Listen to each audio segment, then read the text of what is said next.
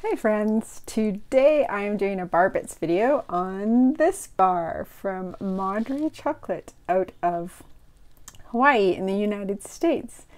I'm going to talk about horchata, a little bit about the background and history of horchata, so we'll try and do this quick and get you as much information as possible. This bar is a white chocolate based bar, but it is made with coconut milk and rice and almonds and vanilla and cinnamon and the things that should be in horchata. So I was inspired by this bar to think a little bit more about horchata and where it came from. So if you had to guess where horchata was from, where would you guess? I'll give you a minute. Maybe you would guess Mexico? Nope. Maybe you'd even guess Spain. Nope. You'd be wrong there too. So horchata, the beverage, the original, the OG horchata actually comes from, well, let me tell you. First, it was not made with rice.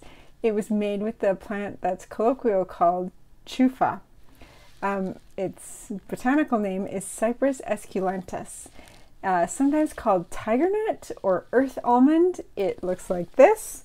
It is in the sedge family, and the part of the plant they use to make the drink is called, it's a tuber, so it's an underground part, like a potato kind of. They use the dry tuber. The reason why it's called a tiger nut is sometimes the tubers have this little stripy pattern on it that you can see. So how do we know it comes from the area that it does? So we have found, or not we, they have found evidence that it is from the Egypt, South Sudan area. So those are modern day borders, but somewhere around that area of northeastern Africa.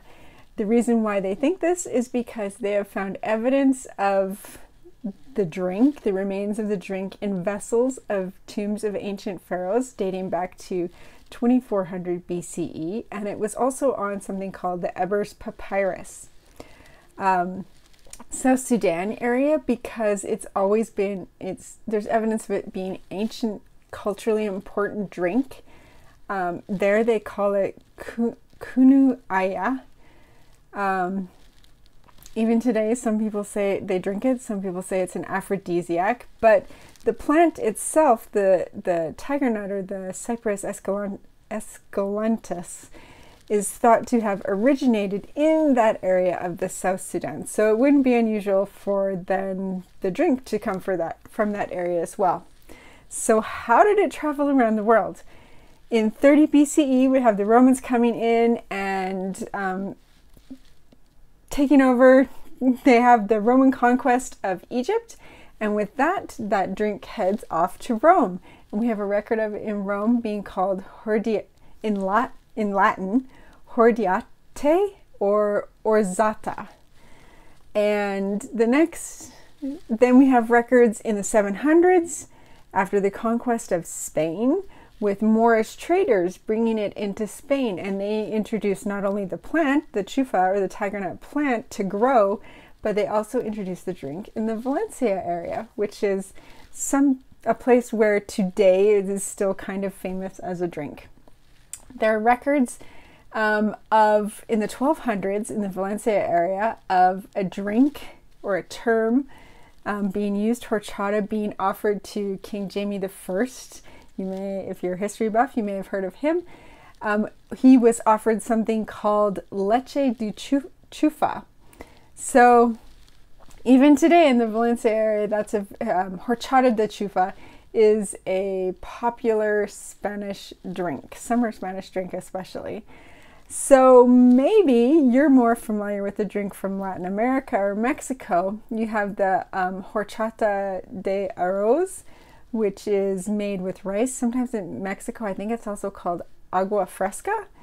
That one's made with rice and vanilla and cinnamon, sometimes almonds. Sometimes it can be made with coconut milk too in there. But there are lots of varieties of horchata now, regional varieties of a drink called horchata, or something similar to horchata, where it's basically based on this non-milk milky liquid and then other stuff is thrown in, or the milky liquid is made with different kinds of seeds or grains. So you have the Mexican horchata de arroz or the agua fresca. In Puerto Rico, they have something called horchata de ayoyoli. I may have pronounced that wrong. It is a drink that's sesame seed based with rum and coconut. In Honduras and El Salvador, they have Semalia de Jicaro, I think it's called. And that is based on calabash seeds, so it has kind of a licoricey note to it. So, and then in El Salvador, they have something that they call horchata, and the name is escaping me right now, but it's actually kind of like a red tea. So it's a little bit different, but it's still called horchata. So horchata has a very interesting history. There are other bars out there, other makers out there that have a horchata flavored base to their chocolate. It's usually a white chocolate, sometimes not, sometimes it's a dark chocolate base. But I thought you might find that interesting, be able to use it in a tasting if you ever come across a horchata bar that you want to use in your tasting, or you're just like me and like to learn things and interesting facts. So if you can teach me something else about horchata, there's a drink that I missed, make sure you leave it in the comments. If you've had a horchata bar and you love it, let me know, and I will maybe try it too, if I can find it. Thanks for watching. I hope you will like and subscribe, and we will see you next time.